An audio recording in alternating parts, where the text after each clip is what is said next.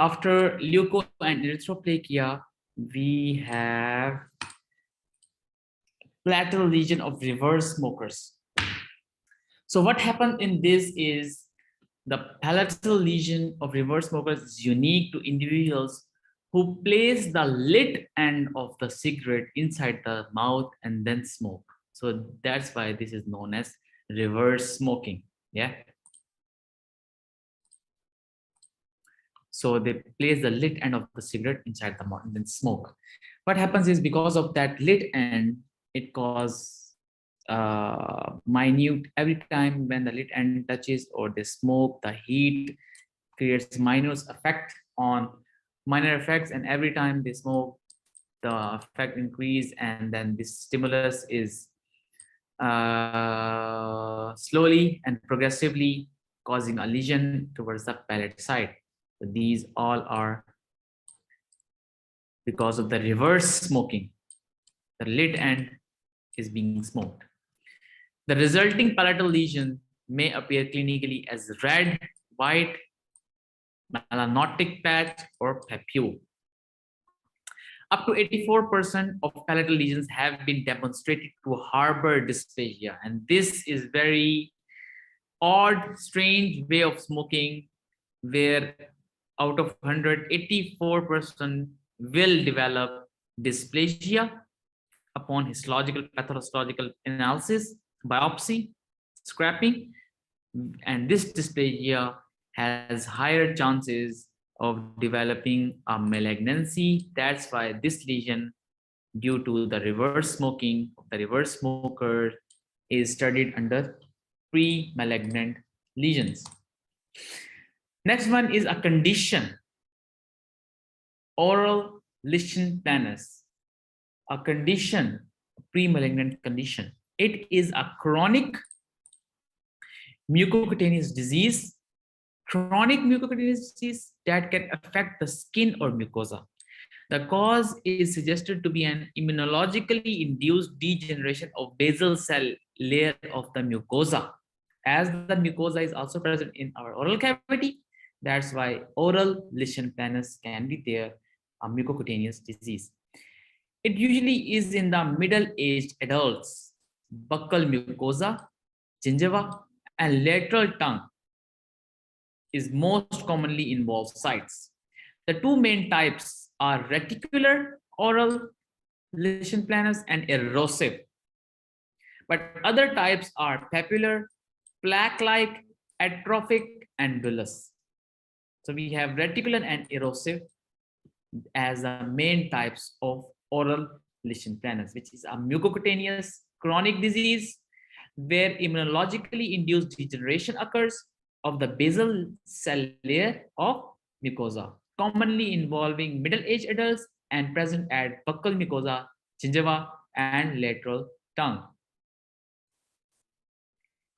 So, although it is considered to be a controversial issue, the malignant transformation rate has been reported to range from 0.3 to 3%. So, all the oral Lesion planus pre-malignant condition, about 0.3 to 3% will develop a malignancy, transform into malignancy. And the treatment are topical and systemic corticosteroids, which is the mainstay of the management. So on the right side, as you can see, oral Lesion planus, there is diagnosis and elimination of irritants. In diagnosis, you'll take history, drug medical history, clinical evaluation, histology, LFT, RFTs, the lab work, and then imaging studies. If required, I don't think so is required. Immunofluorescence maybe is one of the imaging studies because you use some dye and UV lights. Elimination of irritants. Then whatever the etiology is there, you need to eliminate it to know if it is causing the oral Lesion planus. And why you need to remove the etiology? Because this will change into malignancy. And when malignancy is there, it can cause metastasis and ultimately death. Elimination of the irritants will be the same: alcohol, tobacco consumption, and then fractured teeth, bad oral health, drug substitutions. And then there are two types: non-erosive and erosive types. Non-erosive symptomatic, we just follow up, and erosive type, you use high potency topical steroids. If there is no response, then you go like this, and if there is complete response, you follow up. In the case of non-response, you see if there is contraindication or non-contraindication for the systemic steroids, because topical steroids are not working. And after systemic steroids, if there is contraindication, then you change that topical steroid. And if there is no contraindication, you go for the systemic corticosteroid, azathioprine, and then complete response and non-response, it depends, and then you follow up and change. And finally, there is partial response or partial response by the topical and systemic, then you go for the maintenance therapy, which is medium potency, maintained drug dose for the topical steroids, and plus antifungal drug. So you give corticosteroids, topical or systemic, depending on the response of the lesion or condition. Finally, the final lesion we are studying here is oral submucous fibrosis. Oral submucous fibrosis is a chronic progression. So this is also a chronic progressive condition found predominantly in the people of Asian descent. OSF is considered to be the result of the use of the areca nut products, betel nut. So oral submucous fibrosis is because of the use of areca nut or betel nut, with resultant disruption of the extracellular matrix. As you can see here and here, it is very difficult to diagnose among all the ulcers and lesions, but with some clinical practice, you will understand what are the chronic and what are the acute and what are multiple and single ulcers, and finally you will start to relate things. Like for example, here you can see bad oral health. You see the oral hygiene is not good. We have some caries, dental caries, and then we have some grooves. The disease often manifests with diffuse involvement of the oral cavity. So there is diffuse involvement of oral cavity, yeah, and pharynx and upper esophagus that appears clinically as whitish mucosa lacking elasticity. So there will be whitish mucosa. Let me just clear it. The whitish mucosa here, and there will be not shiny and lacking elasticity. It will be painful, and there will be restriction to the opening of the mouth because they lack elasticity. Epithelial dysplasia has been described in 7 to 26%, mean almost 1/8 to 1/4 of the people with oral submucous fibrosis patients. And long-term studies suggest a malignant transformation rate in approximately 7% of these lesions. 1 in 10 almost, there will be malignant transformation of oral submucous fibrosis. So this pre-malignant lesion is important to study. So it is a chronic progressive condition, predominantly in Asian descent, Asian patients, use of areca nut products, betel nut, chewing tobacco. Then we have involvement of diffuse involvement of the oral cavity, pharynx, and upper esophagus. And then we have a whitish mucosa which lacks elasticity. Epithelial dysplasia in 7 to 26% of oral submucous fibrosis, and 7% of them can develop into malignancy. What is the pathogenesis of oral mucosa? We have increased collagen production because areca nut or nut products or betel nut change the fibroblast, modify into increased collagen formation. This areca nut will cause these fibroblasts to secrete more collagen, and then accumulation of collagen in submucosa will cause some fibrosis in the submucosa known as oral submucous fibrosis. And the other one is decreased collagen breakdown. The collagen is normally being produced but is not being broken down. The old one, it will cause tannin and copper With the help of lysyl oxidase, it will form cross linkage of collagen, and then the collagen cannot be broken down, also leading to accumulation of collagen in submucosa, leading to oral submucosa mucous fibrosis. So this is the etiopathogenesis or the pathogenesis of how the oral submucous fibrosis develops. Collagen, fibroblast, fibrosis, fibroblast, areca nut, collagen formed, collagen is not being destroyed. As a result of both, it is being accumulated, and accumulation will cause some whitish, non-elastic lesions of oral in the submucosa, in oral submucosa, and it is fibrosis. It's because of the fibroblast. So oral submucous fibrosis. That's how you remember. Clinical features will be, let's go to the right side first. Decreased mouth opening because there is fibrosis at the angles. So decreased mouth opening because not elastic. Burning sensation. Then there is blanching. Blanching is a phenomena in which when there is a lesion and you press it, it disappears.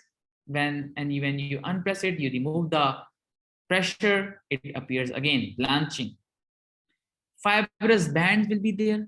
Whitish fibrous bands will be there. You can see here.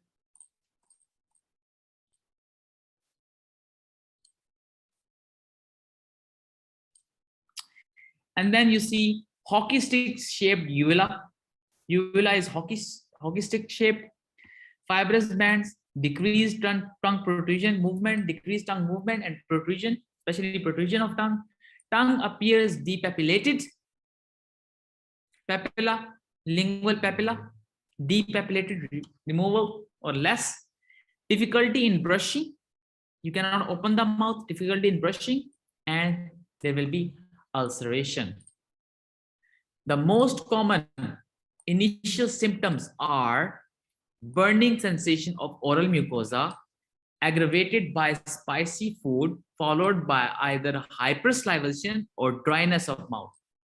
So there is burning sensation of oral mucosa, and then when you eat spicy food or oily food, the pain will be, the burning sensation will be aggravated, increased, and then there will be hypersalivation because mouth saliva want to protect the aggravation or burning sensation, and finally oversalivation will cause the dryness of mouth.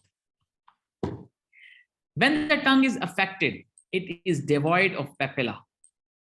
When the tongue is affected by OSMF or oral submucous fibrosis, then the fibrous bands replace the papilla, the normal papilla, and the tongue will devoid of papilla, that there are no more papilla or less papilla than usual, than normal.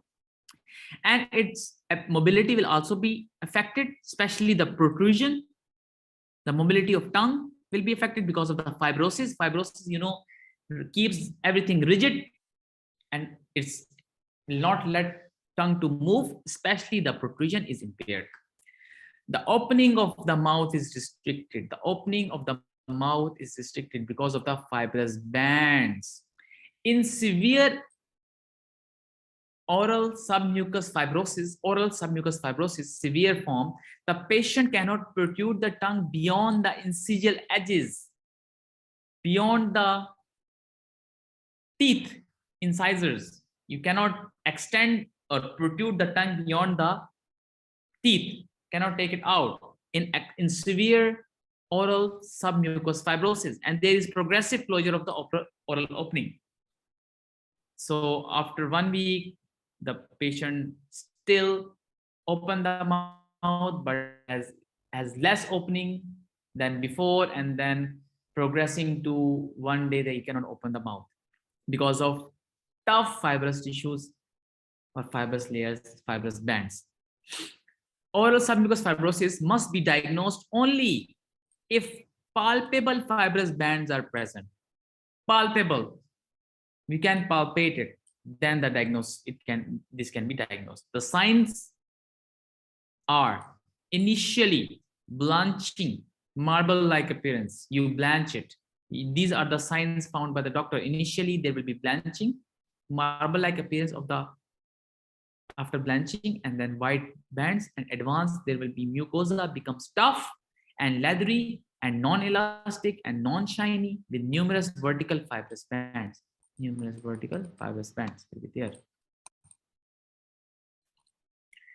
The treatment of oral submucous fibrosis is, there is no definitive and widely accepted treatment which is currently available. So there is no definitive or widely treatment for this, widely accepted treatment for this condition, but some temporary relief from the symptoms and improvement in the oral opening with medicinal treatment such as local injections of cortisone and placentrex is there. So cortisone and placentrex, local injections at the fibrous bands can relieve symptomatically.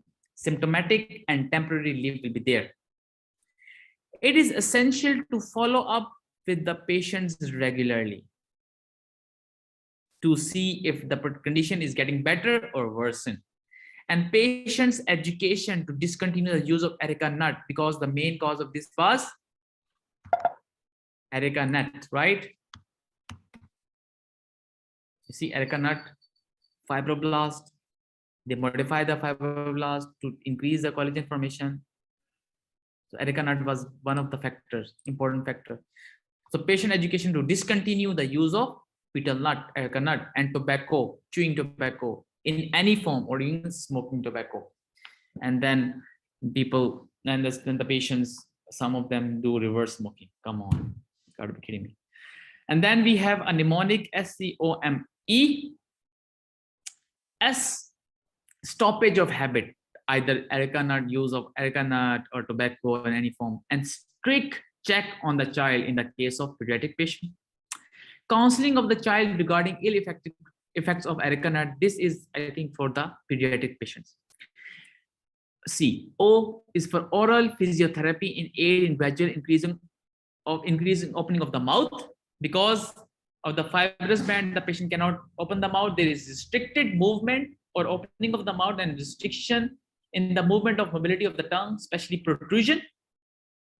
And then we do some oral physiotherapy for that. M is for medicinal treatment like lycopene, micronutrients, steroids, chymotrypsin, hyaluronidases, turmeric, placental extracts, especially placentrex is there in local injection, will improve symptomatically, relieve temporarily. E is for education of the parents regarding the disease and its sequel or sequelae, including malignant transformation of oral submucosa fibrosis.